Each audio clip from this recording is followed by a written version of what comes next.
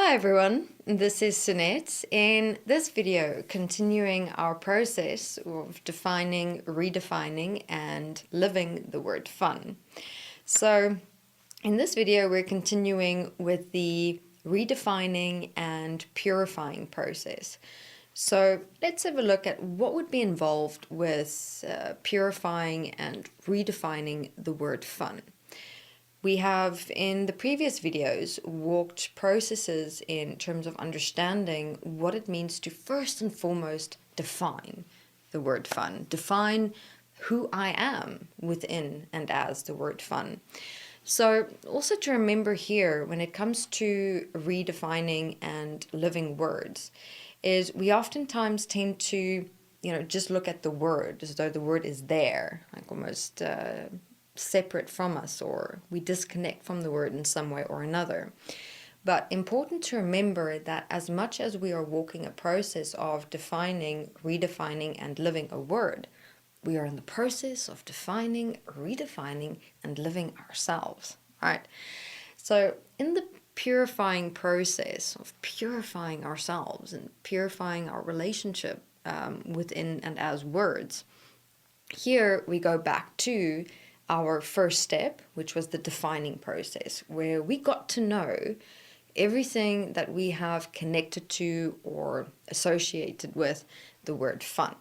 And we've got the dimensions of all the negative things and the neutral and the positive. Okay, so with that being in front of you, now the purifying process, for me personally, what has been easier is to kind of connect the purifying process during my living process of the word, meaning that I would walk a process of first defining a word, then redefining it. And in the living process of my redefined word, sometimes, the positive things would come up, or negative things, or just information and connotations and experiences that does not relate to the new way that I've redefined a word. And then I would, in the moment, for example, remind myself, hey, wait, I don't want to live this word as me in my old way.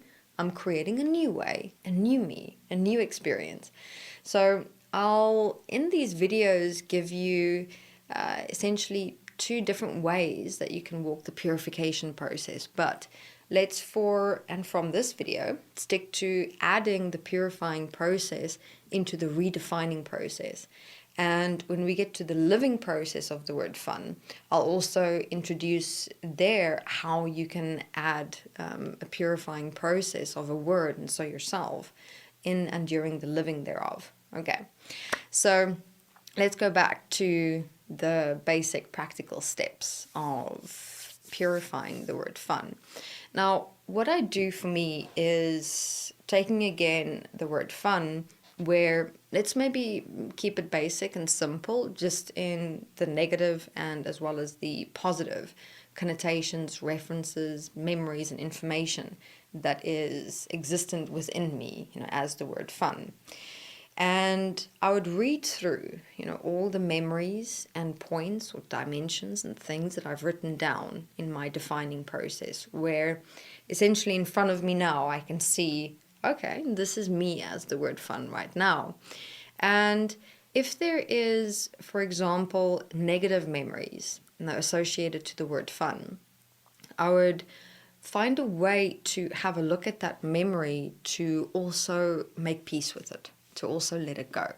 To let it go, meaning to let my emotional experience toward that memory go by understanding the memory more myself within the memory, the experience, the person or people that was involved. Because it is like, in a way, you can play with various methods in terms of assisting and supporting yourself to, let's say, make peace with the past, with emotional experiences or negative experiences. Because what I've found to be, let's call it, interfering quite a lot with in the redefining and living process of a new word is if I had negative memories coming up, when I was trying to live a new word, in a new redefined way. And then there's me really wanting to live this awesome new word that I've redefined for myself. And then up comes this memory with negative experiences and emotions attached to it. And, it can kind of overwhelm you in that moment and then shift your focus. And then instead of you focusing on yourself and your new self-creation process, here the past comes creeping in. And it doesn't make the process of creation itself that much fun. So there are various tools that you can use. I will in videos, as we walk through different words in defining, redefining, and living them, we'll give you various tools and methods and ways with which you can release the past within yourself and the memories as well. Now, important also here to take note of is that we sometimes think that when you process yourself through something, what do I mean by that? Let me give you an example of, what I personally experienced in redefining and living the word fun. Was there were memories coming up of a past relationship. And in that past relationship, the individual and I, one could say, had a general or overall fun relationship. This individual, just in their natural character and personality and the person that they were, always joking about, laughing, and he had quite a funny sarcasm to him. So, whenever you're in his presence, you couldn't help but laugh and just enjoy yourself. So lots of fun memories. But obviously, over time, our paths separated. And interestingly enough, when I was walking through the defining of the word fun, those memories of our relationship came up, but with an emotion, with a negative connotation. So what I did was, as I was walking through all the memories, looking at how to let go of that sadness or the emotion and the experiences, I realized there was a lot, within that relationship that I didn't make peace with, that I didn't really understand within myself, process within myself, get to a real deep acceptance and a letting go and a releasing. So fascinatingly enough, walking through just the word fun and all the negative memories that was connected to it, it actually opened up so much more within myself in relation to memories that I hadn't necessarily thought of in quite some time. But then here they were, opening up through this word fun, oddly enough. And within that, I took some time to just reflect on that relationship, have a look at what I'd learned, what we'd experienced, what I could take with me from that relationship, walking in more deeper levels that I hadn't accessed or looked into in many years. So this is also what is extraordinary about defining and the purifying and redefining of words. It gives you that access into yourself and opening up some memories and points and dimensions within you that you're not necessarily privy to, in your everyday life. Because, like, for me, in my life since then, the word fun kind of just opened up every now and then, with meeting up with different people, creating new relationships, looking forward to things, being excited about some event or project or new things starting up. So much so, that we can get so lost in, or just so living in an acceptance of a word, not realizing how much we can actually limit ourselves within it.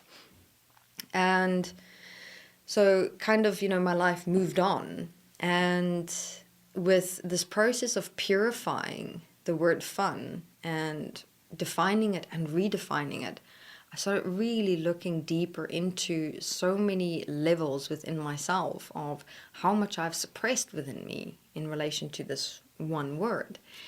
And now within this, even though I initially started purifying the word fun by walking through these memories of that past relationship, even in my redefining and living of the word fun, I found that sometimes, even though I worked through the memories, those memories will still creep up, but they do not creep up so intensely or with such an overwhelming emotional or negative experience.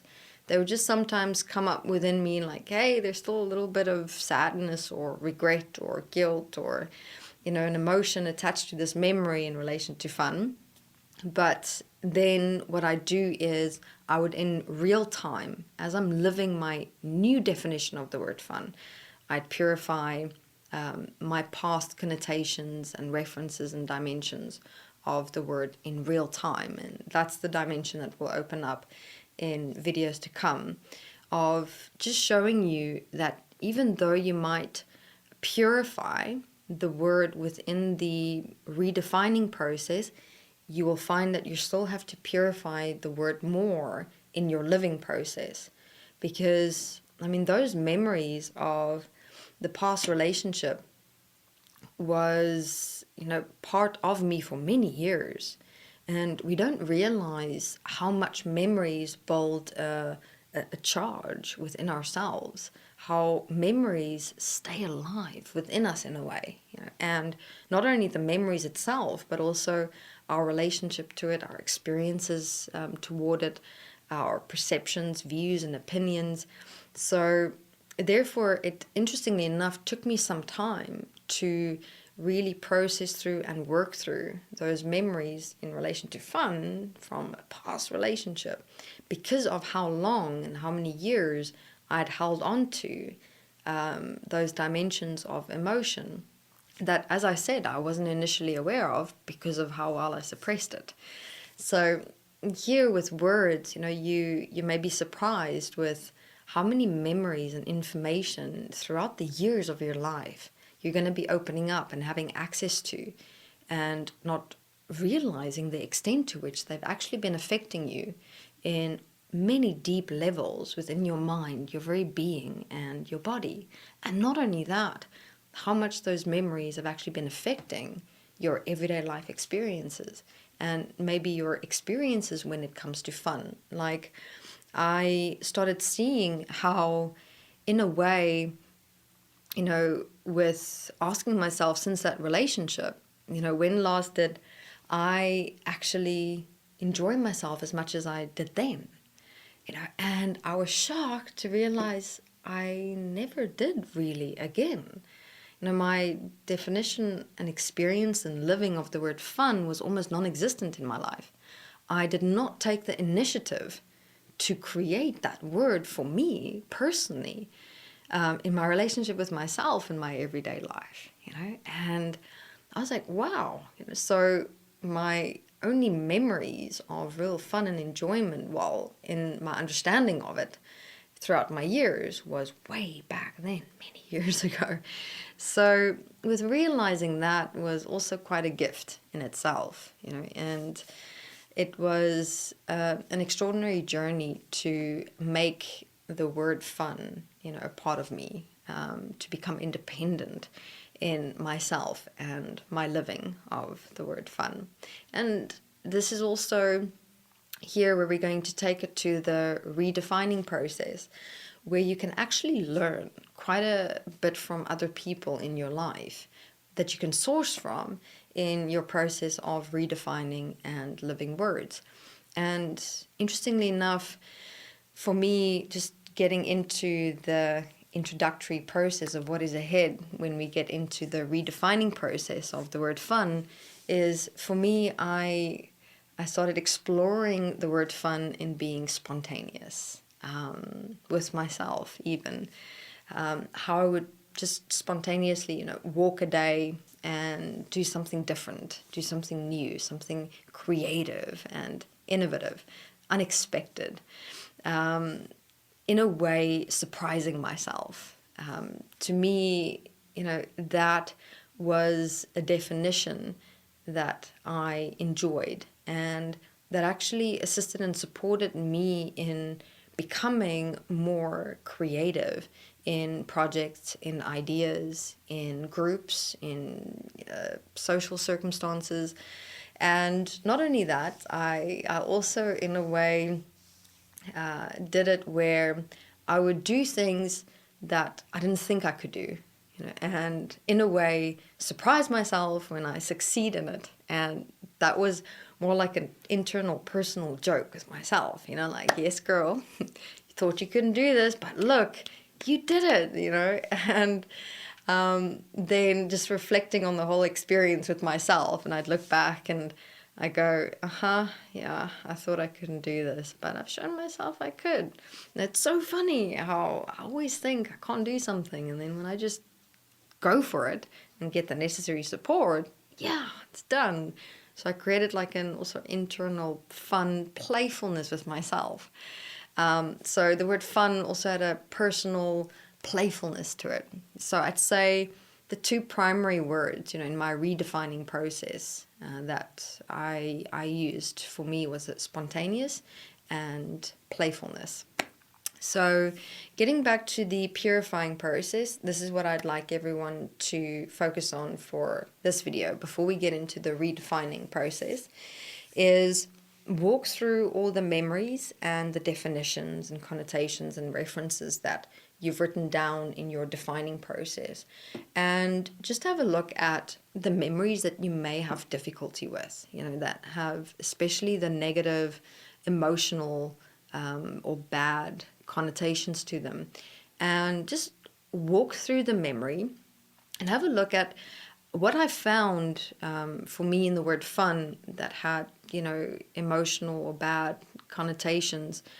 Sometimes there was also, for example, memories where us as kids would play and we'd think be having fun, in one moment, and then the whole fun moment turned into something bad because one of the kids got hurt, and how that also kind of imprinted a type of a fear within me, of also always having more cautionary fun, not fully really enjoying a moment with myself and others, but always in the background of my mind being so afraid and so scared of something going wrong because, in my past or as children, here I'm just giving everyone an example, because actually I have worked with an individual who had this experiences where they, for some reason in their mind, in their programming, they had this definition of fun in a way where they actually created a fear of it, because most of their memories, every time they'd start laughing or enjoying themselves or having fun or a good time, things would go wrong. So after some very significant memories and experiences in their life, they started becoming more cautious and almost resistant to anything fun. And when they start having too much, or there's too much laughter and things like that, in the back of their minds, this voice would come up and say, things are going to go wrong soon. So, when you have any negative or bad or emotional connotations to a word, to, in a way, walk through the word where you ask yourself, okay, what can I learn from this memory? We sometimes think, like with me as well, I thought that the memories of the past relationship was about fun, when all the while those memories were showing me that there was something more that I could learn from that past relationship and myself within it. And I'd found that usually emotions or bad experiences in relation to memories showed that there was something that I didn't understand, something that I didn't learn, something that I didn't consider, something more for me to look at and look into. So have a look at walking through those memories in such a way, see if it assists and supports, and then just coming to terms with a memory, like in a way, what has helped me is an interesting visualization, right? So when a memory was not too overwhelming or too intense or extensive with emotions, I would imagine the memory in my mind, okay?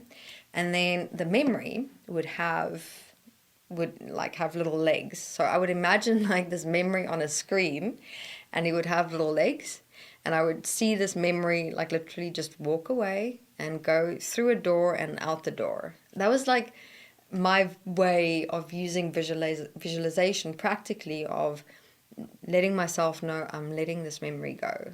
I'm releasing myself from this memory so that I can give myself an opportunity to create myself through redefining and living a new word, through in the present creating for myself a new future so that I can create some new memories in a way that is more supportive for who I am and the life that I would like to live. But to be able to create a new self, a new moment, a new experience, all those old memories and references and connotations, we need to let them go.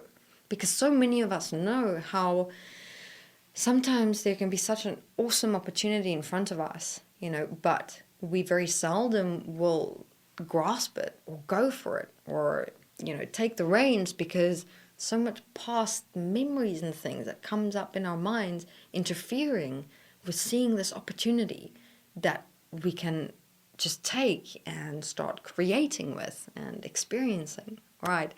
So this is the practical process of what is meant with purifying a word.